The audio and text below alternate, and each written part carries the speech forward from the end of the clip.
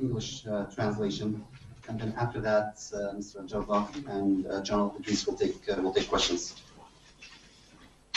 Ladies and gentlemen, at a moment of silence for the souls of the martyrs who've fallen in Syria, for the souls of those who the Assad regime have killed in its last chemical massacre in the area of Ghouta, standing line in line with the heroes of the Free Syrian Army, our people in Syria who are facing the crimes that Assad commits against them continuously, the horrible circumstances that Syrians are dealing with.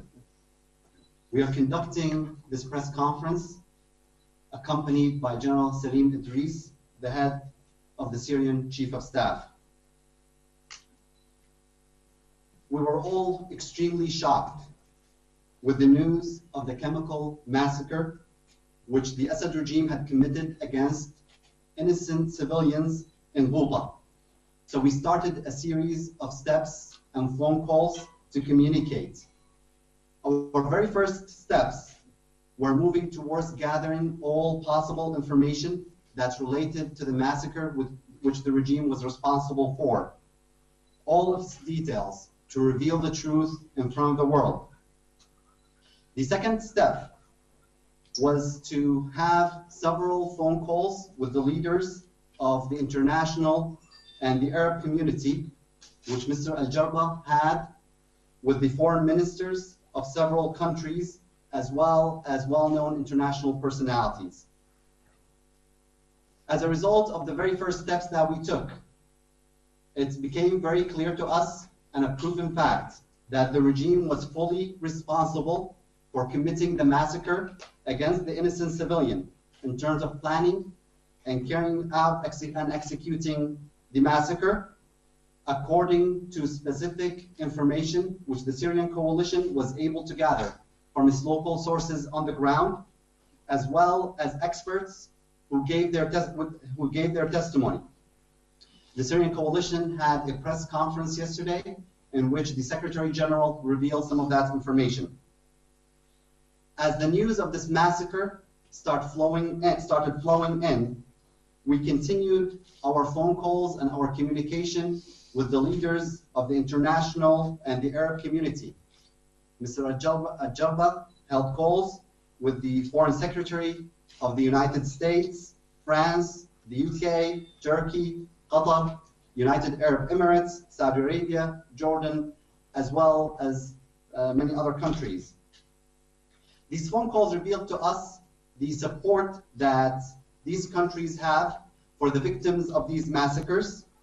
And at the same time, Mr. Al-Jarba emphasized tremendously that it is extremely critical, it is very important for these countries to move beyond condemnation, beyond showing emotional support for the victims of these massacres.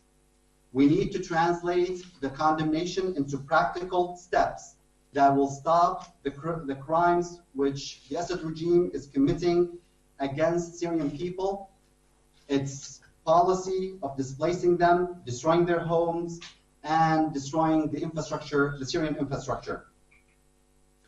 The international investigation of all the events that took place is important. This is something that the United Nations will deal with. It is also very important to issue a binding resolution under Chapter 7 of the UN Charter. However, the kidnap of the United Nations from Russia and those countries who support the Assad regime, and the relaxation and the ease that some of the other countries in the United Nations, the way they are dealing in their support for the Syrian cause, it makes the whole discussion in the United Nations less important. Sometimes we can say these are meaningless movements. It actually discredits the whole credibility of the United Nations and the international community, both of which should have taken very strong responses against the criminals who are killing Syrians using chemical weapons as well as other weapons against them. Myself, on the talk for Mr. Al-Jarba, And in my responsibility as the president of the Syrian coalition, I hereby declare that all that has taken place in steps from the international community as a response for the crime and the massacre of the 21st century, does not reach the ethical and legal response that Syrians expect. As a matter of fact, we can describe it as a shame for all that surround us, from international organizations and countries that are yet to deal with a crime that is described and everybody agrees to as a crime against humanity and a complete massacre. And this is something that's described in international law. From here, I ask and I demand that the American president, Mr. Barack Obama, as the head of the country that has the strongest presence in the international community, to be responsible at a personal level as well as his country level.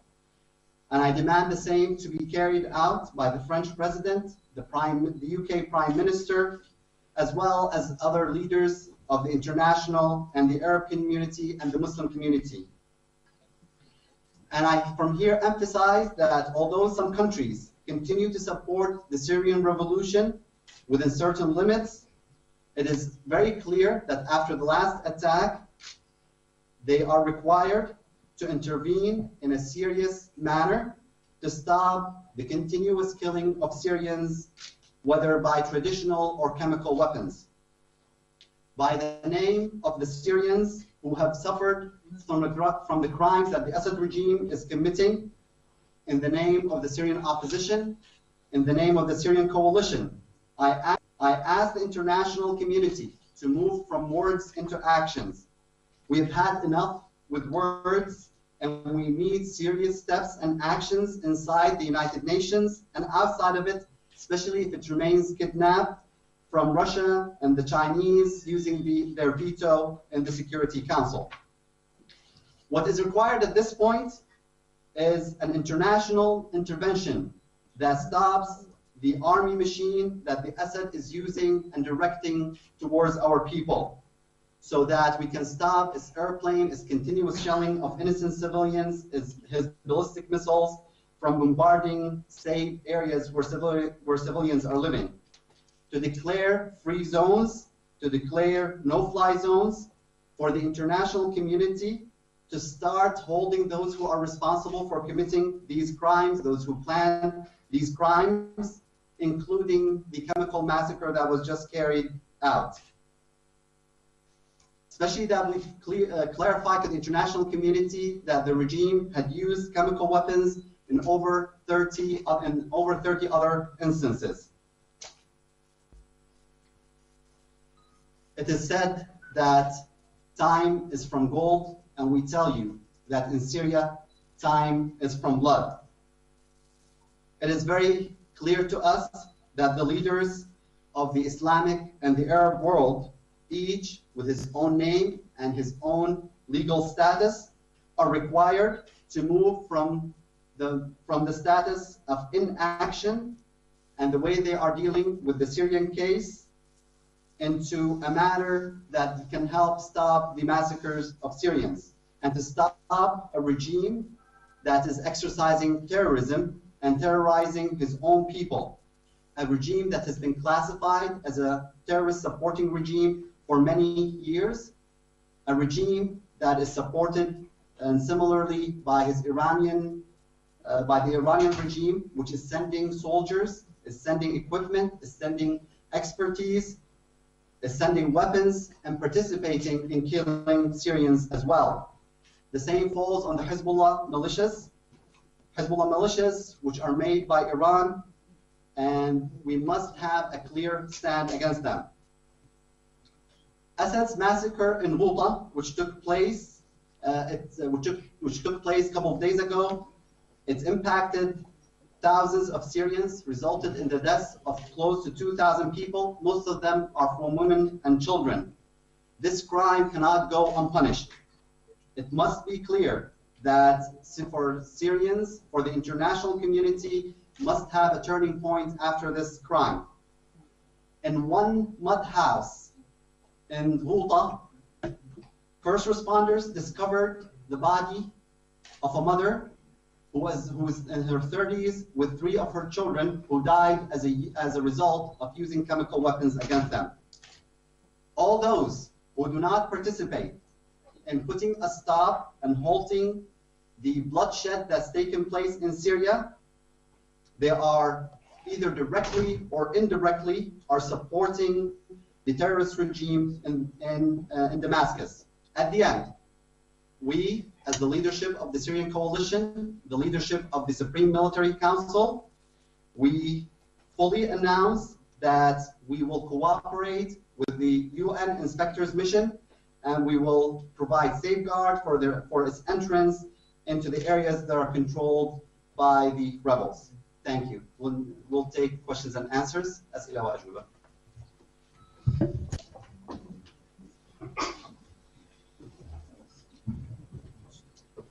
بهية مارديني، صحيفة الائتلاف الإلكترونية. سؤالي للسيد رئيس الائتلاف، رسالة حضرتك كانت واضحة للرئيس الأمريكي باراك أوباما ولقادة دول العالم لمساعدة السوريين، ولكن ماذا عن الائتلاف الوطني وماذا سيقدم للضحايا ولأهالي الضحايا والمنكوبين والمصابين في الغوطة في ريف دمشق؟ شكرا. طبعا يعني الواحد شو ما قدم للضحايا يكون قليل بصراحة، لكن احنا بعد ما يعني قمنا بواجبنا السياسي الآن أنا أتقدم باسم الائتلاف يعني الوطني إلى ذوي الشهداء ب يعني مبلغ بسيط أقل من القليل، هو مبلغ $1,500,000 أمريكي لذوي الضحايا والشهداء. طبعا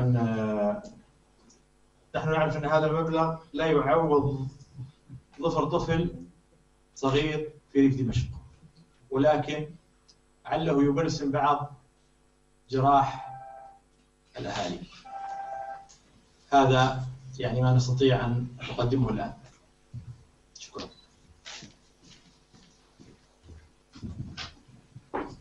نضال الصيام، شبكة الجزيرة.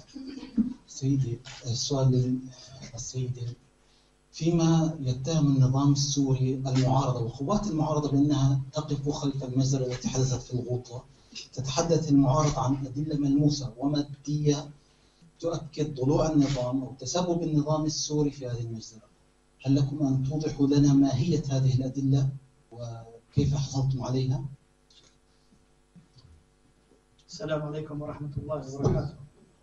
طبعا النظام الفاجر في دمشق يلفق الأكاذيب ويقلب الحقائق منذ بداية الثورة، وليس غريبا اليوم أن نسمع بعد هذه الجريمة النكراء اتهامات جديدة من قبل النظام ومجرميه بأن المعارضة السورية هي من ارتكبت ما حصل في الأيام الأخيرة. طبعا نحن نؤكد للجميع أننا لا نمتلك أسلحة كيماوية، ونؤكد للجميع أن ما لدينا وما وصل إلينا من معلومات يؤكد ضلوع النظام المجرم وعلى رأسه المجرم بشار في العمل الإجرامي الذي حصل. ولدي تفصيلات دقيقة بعد استهداف موكب بشار